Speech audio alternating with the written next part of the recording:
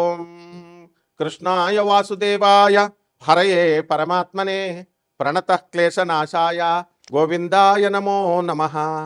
ఓం వసుదేవసుతం దేవం కంసచాణూరమర్దనం దేవకీ పరమానందం కృష్ణం వందే జగద్గురుం. శ్రీ రాధాకృష్ణాభ్యాం నమః. కృష్ణం వందే జగద్గురుం, అర్జునం వందే జగదేక వీరం. సాధారణంగా మనందరం కూడా బ్రహ్మముహూర్తం బ్రహ్మముహూర్తం అంటూ ఉంటాం. ఈ బ్రహ్మముహూర్తం అనేటటువంటిది అసలు ఎప్పుడు ప్రారంభమవుతుంది అంటే ఉదయం తెల్లవారుజామున 3 గంటలకు ప్రారంభమవుతుందండి. మరి ఎప్పటికి అయిపోతుంది అంటే ఎగ్జాక్ట్గా 48 మినిట్స్ ఉంటుంది. అంటే మనము సూర్యోదయం తర్వాత ఈ బ్రహ్మముహూర్తంలో మనందరం కూడా ఈ యొక్క పూజా పునస్కారాలు ఇవన్నీ కూడా మనం చేసినట్లయితే మంచిది. ఎందుకు మరి 3:30 నుంచి ఉదయం 48 నిమిషాలు అంటే 4 అయిపోతుంది అనుకోండి. ఇంకా అక్కడి నుంచి సూర్యోదయం తెల్లవారుజామున 5కి అవుతుంది అనుకోండి ఉదాహరణకి. అలాగా ఆ టైంలో ప్రశాంతత, కామ్నెస్, ఎనర్జీస్, హై ఎనర్జీస్ ఉండడం ఇవన్నీ కూడా జరుగుతాయి. బాగుంది. అయితే ఆ సమయంలో దాన్ని ఏమంటారు? బ్రహ్మ ముహూర్తం. అంటే బ్రహ్మదేవుడు సృష్టిస్తాడనమాట. ఆ బ్రహ్మదేవుడు సృష్టించిన దాన్ని మనం ఏమంటామంటే, బ్రహ్మదేవుడు సృష్టించాడంటే క్రియేటర్, ఇన్నోవేటివ్ ఐడియాస్ వస్తాయి ఆ టైంలో. ఎవరికైనా సరే, నేను నా పర్సనల్గా నా చిన్నప్పుడు అనుభవం చెప్తున్నాను. నేను రాత్రి 12 గంటలకు కూడా చాలా కష్టపడి మ్యాథ్స్ ప్రాబ్లము నేను చేసేవాడిని. చేస్తే ఎంత కష్టపడినా, ఎన్ని టెక్నిక్స్ ఉపయోగించినా నాకు ఆ లెక్కకు ఆన్సర్ రాత్రి వచ్చేది కాదు. తెల్లవారుజామున మా అమ్మగారు నిద్ర లేపేవారు 4 o'clockకి. లేచి నేను ఆ లెక్కని చేయగానే సేమ్ ఫార్ములాస్, రాత్రి వాడినటువంటి ఫార్ములాసే వాడేవాడిని, మార్నింగ్ వచ్చేది. అది డిఫరెన్స్ ఏంటి అనేది అర్థమయ్యేది కాదు. అంటే కొత్త ఇన్నోవేటివ్, బ్రహ్మదేవుడు అంటే సృష్టికర్త. కొత్త ఐడియాస్ సృష్టించబడతాయి, కొత్త ఇన్నోవేటివ్ ఐడియాస్ వస్తాయి మనకి. కాబట్టి ఎవరైనా సరే ఏ పనైనా సరే, ఇప్పుడు సీతామహాలక్ష్మి మరి పగ తీర్చుకోవాలనుకుందనుకోండి, యక్షిణి అనుకోండి, అప్పుడు ఆ మార్నింగ్ లేస్తే ఆ యక్షిణి ప్రసన్నం అవుతుంది. అండ్ రివెంజ్ తీర్చుకోవడానికి వచ్చేటటువంటి ఐడియాస్ మనకి ఎన్నో వస్తాయి ఈ రకంగా అనమాట. అయితే మనకి ఈ యొక్క ఈ 2020 సంవత్సరం మే నెలలో మనం కనుక చూసినట్లయితే, ఇప్పుడు 2026 సంవత్సరం ఇప్పుడు ప్రజెంట్ మనం చూసుకున్నట్లయితే మే నెలలో ఈ మార్స్ ఏమో మేషరాశిలోకి కుజుడు రావడం, అలాగే శుక్రుడు జమినీలోకి అంటే మిథున రాశిలోకి ప్రవేశించడం, అదేవిధంగా ఈ యొక్క బుధుడు డబల్ మూవ్స్ ఉంటాయన్నమాట.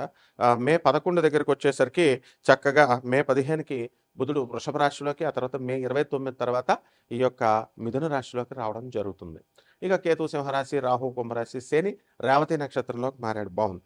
ఈ యొక్క మార్పుల వలన ద్వాదశ రాశుల వారికి కొన్ని మార్పులు వస్తాయి. కొన్ని రోగాల విషయంలో కానీ, అలాగే కొన్ని సాధనల విషయంలో కానీ ఏం చేసుకుంటే బాగా డెవలప్ అవుతారు ద్వాదశ రాశుల వారు అనేది మనం చెప్దాం. అసలు ఫస్ట్ ఏమొస్తాయి అంటే, మనకి గరుడ పురాణాన్ని మనం తీసుకుంటే 28 సీవియర్ పనిష్మెంట్స్ ఉన్నాయని మనం చెప్పుకున్నాం. అందులో నరకాలు అనేటటువంటివి చాలా ఉన్నాయి. ఎన్ని నరకాలు? 28 నరకాలు. అది పనిష్మెంట్స్ అనమాట. అది ఏంటంటే కరెక్షనల్ సెంటెన్స్. వ్యక్తి చేసినటువంటి తప్పుల్ని, సిన్స్ని ఇక్కడ ఎలాగైతే బాలల జైలు, కరెక్షనల్ సెంటెన్స్ అంటాం, అలాగే పెద్దవాళ్ళ జైలును కూడా ఏదో శిక్షలు వేయాలని కాదు, కరెక్షన్ చేసి మళ్ళీ మిమ్మల్ని మంచి పౌరులుగా, క్రిమినల్ మెంటాలిటీ కానీ క్రిమినల్ ఐడియాస్ రాకుండా సమాజంలో మంచిగా బతుకు అని చెప్పడానికి. ఇట్లాంటి లక్షణాలని యక్షిణి నచ్చుతుందనమాట. అంటే యక్షిణి అమ్మవారికి కావాల్సినటువంటి ఇదేంటంటే ప్యూర్ మెంటాలిటీ కావాలి. అయితే చాలామంది ఏం చేస్తారండి, ఏమంటే నేను యక్షిణి సాధన చేస్తానండి అని అంటారు. ఆశ ఉండడం మంచిది, అండ్ సిద్ధి కలగాలని కోరుకోవడం కూడా చాలా మంచిది. కానీ ఆ యక్షిణికి కావాల్సినటువంటి ప్యూరిటీ అంటే ప్యూరిఫైడ్ థాట్స్ ఉండాలి. ఎక్కడున్నాయి ఇప్పుడు ప్యూరిఫైడ్ థాట్స్ చెప్పండి? నేను యక్షిణి సాధన చేసేసానంటాడు ఒకడు, నాకు సిద్ధి అయిపోయింది అంటాడు ఒకడు, నేను అసలు సాధనే చేయలేదు అనేసి. అయినా ఒక్క 15 నిమిషాల్లో, ఒక జస్ట్ 15 మినిట్స్లో మీరు కనుక ఈ మంత్రాన్ని జపం చేస్తే మీకు మీరు తాకట్టు పెట్టుకున్న బంగారం విడుదలైపోద్ది 15 రోజుల్లో అని పెడతా ఉంటారు టైటిల్స్. అలాగే కోటాను కోట్ల రూపాయలు వచ్చేస్తాయి. ఇలాంటి పొల్యూటెడ్ టైటిల్స్ వల్ల, పొల్యూటెడ్ కంటెంట్ని చెప్పడం వల్ల ఆ పరమ పవిత్రమైనటువంటి యక్షిణీమాత సాధన గురించి అపోహలు ఉండిపోయినాయి. చాలామంది యూట్యూబ్లో చెప్పేటటువంటి వాళ్ళంతా కూడా కేవలం యూట్యూబర్స్, దే ఆర్ నాట్ సాధకాస్. నేను గురు పరంపర నుంచి వచ్చాం కాబట్టి ఆ యక్షిణీ సాధన చేశాం కాబట్టి మా గురువుల పేర్లు మీకు అందరికీ ప్రపంచం అంతా తెలుసు. ఎన్నో వీడియోస్ ఫాలో అవ్వాలి నా వీడియోస్ని. మరి అటువంటి ప్రపంచ ప్రఖ్యాత అయినటువంటి ఈ యొక్క నా గురు పరంపరని మనం చూడాలి అంటే యు గో త్రూ బ్యాక్ వీడియోస్కి వెళ్ళండి. అది సాధన చేయాల్సినటువంటి లక్షణం. సో ఈ యక్షిణి అమ్మవారు ఫస్ట్ ఏమిటంటే ఒకడు చెప్తాడు, ఏమంటాడు, చనిపోయిన వాళ్ళు కోరికలు తీరకపోతే ఆ యక్షిణి మాత అవుతుంది. ఆత్మ చనిపోయినటువంటి మరి ఇంకా ప్రేతానికిను యక్షిణికి తేడా ఏముంటుంది? ఆఫ్టర్ ఆల్ మామూలు ప్రేతాన్ని తీసుకొచ్చి జగజ్జనని అయినటువంటి ఆ యక్షిణి మాతను పోలుస్తున్నారు. సో ఇటువంటి యూజ్లెస్ ఫెలోస్ అందరూ చెప్పడం వల్ల యక్షిణి ఆ ఛానల్స్ అన్నీ కూడా కొన్ని ఛానల్స్ ఎంకరేజ్ చేయడం వల్ల ఏంటంటే వాళ్ళ కంటెంట్ నిండాలి. జనాలు కూడా ఇవి ఎలా ఉన్నారంటే యక్షిణి కనబడితే చూస్తారు. అంతేగాని ఇంటలెక్చువల్ వే ఆఫ్ థింకింగ్లో ఎవడు చేశాడు, ఎవడు చేయలేదు, దీన్ని బ్యాలెన్స్ చేసుకొని మనం వెళదాం అనేటటువంటి ఆలోచన లేదు. సో ఈ యక్షిణికి ప్రకృతి యొక్క ఆత్మగా వివరించబడింది. మనకి ఈ యొక్క కుబేరుని మనం తీసుకున్నప్పుడు మనం ఏం చెప్తాము, కుబేరుడు యక్షరాజు, యక్షులకి. ఈ పోస్ట్ ఇచ్చింది ఎవరండి? పరమేశ్వరుడు ఇచ్చాడు ఆయనకి. అంటే ఈ నిధి నిక్షేపాలు సంపదలకి నిక్షిప్తంగా రహస్యంగా అంటే కేవలం భూమి లోపల ఉండాలని కాదు, ఎనర్జీ సోర్సెస్ ఎక్కడైనా ఉండొచ్చు. అది ధన రూపంలో ఉండొచ్చు, నిధుల రూపంలో ఉండొచ్చు, గోల్డ్ రూపంలో, వెండి అనే అట్లా నిధులలాగా ఆలోచించకూడదు. అంటే కరెన్సీకి కావాల్సినటువంటి క్రియాశక్తి, ఆ డబ్బుల్ని జనరేట్ చేసేటటువంటి ఆ శక్తిని, ఆ నైపుణ్యాన్ని ఈ యక్షిణి మాత కంట్రోల్లో ఉంటుంది. ఎప్పుడైతే అలాగే ఫెసిలిటేషన్ ఉంటుంది. అంటే ఇప్పుడు మనము ఒకళ్ళని అప్పడితే వాడి దగ్గర డబ్బు లేకపోవచ్చు.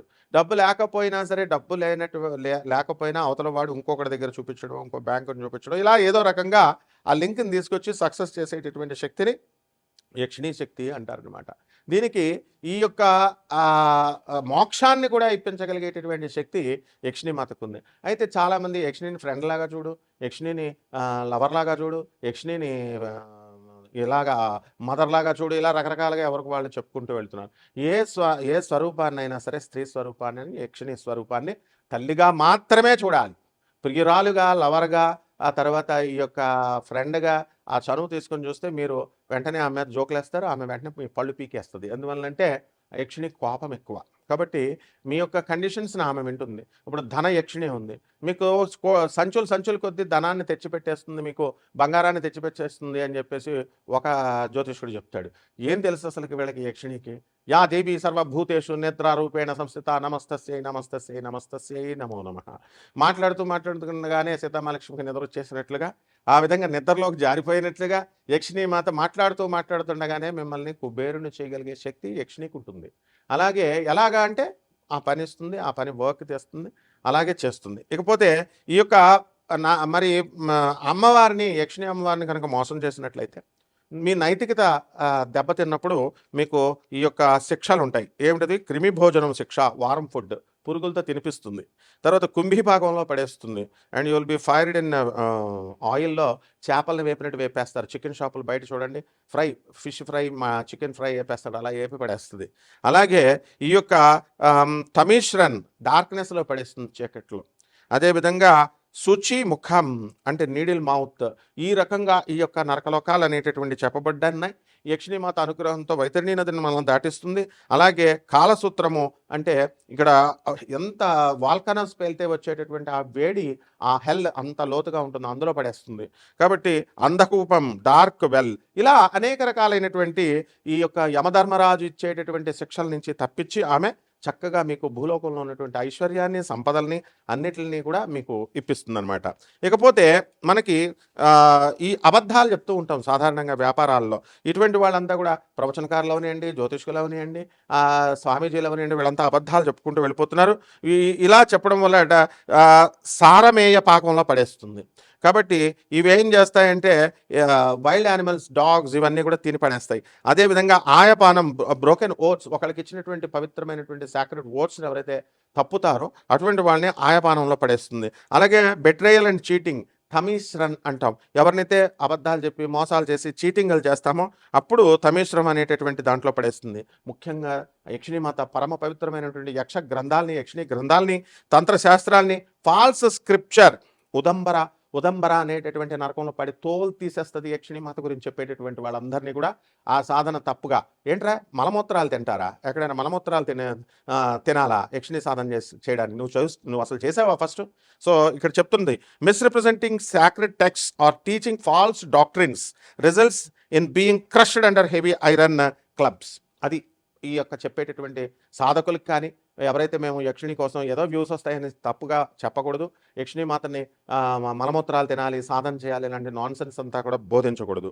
సో ఈ విధంగా ఈ యక్షిణీ తల్లి అమ్మ అనుగ్రహం వల్ల మీకు 12 రాశుల వారు కూడా మీ మీ కష్టాల నుంచి బయటపడిపోగలుగుతారు. ఈ ద్వాదశ రాశుల వారి మీద కూడా ఈ బ్రహ్మ ముహూర్తంలో చేసేటటువంటి సాధన అప్పుడు రాత్రంటే ఏది సినిమాలు అనుకుంటున్నారా? యక్షిణీ దేవత బ్లడ్ పోతుంది, ఏదో వెలుతురు పడితే బ్లడ్ పోతుంది. 'లోక' అనే సినిమాలో చూపిస్తున్నాడు. మమ్ముట్టి ఏసిన 'భ్రమయుగం' సినిమాలో యక్షిణి కూరలో చూడడం, వండేసుకోవడం, తినేసేయడం ఇయన్నీ కాదు నాయన యక్షిణి చేసేవి. పరమ పవిత్రమైనటువంటి పార్వతీమాత హయ్యర్ ఎనర్జీ లెవెల్‌లో ఉంటే అదే తల్లి లోయర్ ఎనర్జీకొచ్చి మనకి ఈ యొక్క తొందరగా ప్రసన్నమయ్యేటటువంటి దేవభటులు. యక్ష స్వరూపాయ జటాధరాయ అన్నాం. శివుణ్ణి యక్ష రూపంలో మనం కొలుస్తాం. అలాగే కుబేరుణ్ణి వెంకటేశ్వర స్వామి వారికి అప్పిచ్చాడు ట్రెజరర్ అయ్యుండి. అట్లాంటి ఈ యొక్క యక్షిణీలు మనకి హెల్ప్ చేయడానికి ఉన్నాయి కాబట్టి ఒక్కొక్క రాశి వారికి ఏ విధంగా మనం సాధన చేసినట్లయితే ఉంటుందో మనం ఈ వీడియోలో తెలుసుకుందాం. మేషరాశి. ఈ మేషరాశి వారికి అందరికీ కూడా మనకి ఏలినట్స్ జరుగుతుంది. శని మీనరాశిలో ఉన్నాడు. శని మీనరాశిలో ఉన్నప్పుడు యక్షిణి యొక్క సాధన, తీవ్ర దేవతల సాధన అనేటటువంటిది మీకు చక్కగా యోగిస్తుంది. తారా విద్య. తార ఎవరండి? తార జగన్మాత అయినటువంటి జ్ఞానం ఇచ్చేటటువంటి దశమహావతారాల్లో ఒకటి. మరి ఈ లోయెస్ట్ ఎనర్జీలో ఉన్నప్పుడు మనకి ఈ యక్షిణీలు మనకి ఎన్ని యక్షిణీలు ఉన్నా కూడా 36 యక్షిణీలు ఉన్నాయని ఒక్కొక్క యక్షిణిని ఒక్కొక్క రకంగా మనం చేయాల్సినటువంటి అవసరం లేదు. యక్షిణి అనేటటువంటిది ఒక మంత్రాన్ని మనం పట్టుకొని ఒక యక్షిణిని మనం కనుక ప్రసన్నం చేసుకుంటే మానవులందరూ వేరే వేరే, ఒక్క లోకం, ఒక జాతి. ఒక యక్షిణి ఆ యొక్క జాతినే మన కంట్రోల్లోకి వస్తుంది అనమాట. కాబట్టి ఈ ఎల్నెట్స్లో మీకు తెలియదే ఉంది, అపనిందలు పాలైపోతారు మీరు. ఆడవాళ్ళతో చాలా జాగ్రత్తగా ఉండాలి. ఇకపోతే ఈ యొక్క శని రేవతి నక్షత్రంలోకి మారాడు. రేవతి నక్షత్రంలోకి మే 17, 2026 సంవత్సరంలో మారాడు కాబట్టి చక్కగా ఈ యొక్క ఈ అప్పుల బాధలు అనేటటువంటివి అధికంగా ఈ మేషరాశి వారికి ఉండడం అనేటటువంటివి జరుగుతాయి. చేసే ప్రయత్నాలలో యక్షిణీ మాత మీకు తప్పకుండా మీకు సహాయపడుతుంది. రవి బుధులు ఇద్దరు కూడా మే 11, 2026 సంవత్సరం తర్వాత మే 15 తర్వాత వీళ్ళంతా కూడా వృషభ రాశిలోకి వెళ్ళడం జరిగింది.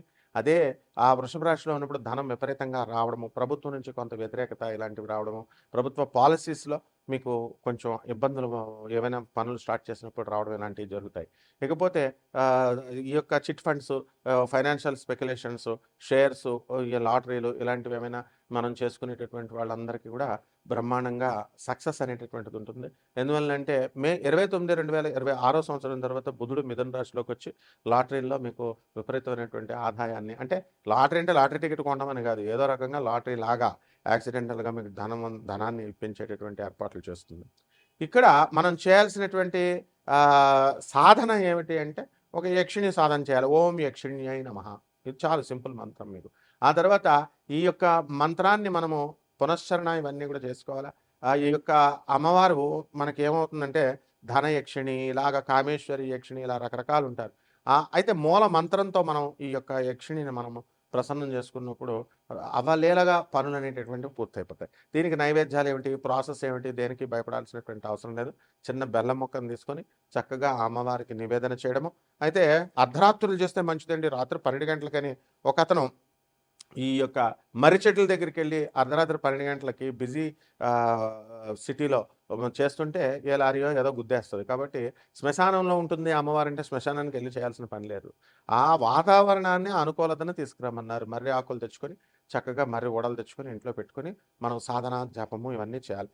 అండ్ ఉదయాలు కూడా మనం చేసుకోవచ్చు. ఈ మిస్కన్సెప్షన్ నుంచి బయటపడాలి. అర్ధరాత్రులే చేయాల్సినటువంటి అవసరం లేదు, రాత్రులు చేస్తే బెటర్ అన్నమాట. కాబట్టి ఈ యొక్క మేషరాశి వారికి ఏలినట్స్ జరుగుతుంది కాబట్టి శని జపం చేసుకోండి, శని స్తోత్రాలు చదవండి. శనికి కిలోంపావు నల్ల నువ్వుల్ని, నల్లని వస్త్రాన్ని పేద బ్రాహ్మణులకి శనివారం నాడు ఉదయం 8 గంటలకి దానం చేసుకోండి. దశ మహావిద్యల్లో ఒకటైనటువంటి మహాకాళి అమ్మవారి యొక్క మంత్ర జపాన్ని, ఆ యక్షిణి మంత్ర జపాన్ని ఇవన్నీ కూడా జపం చేసుకోవడం ద్వారా బ్రహ్మాండంగా ఉంటుంది. శుభం.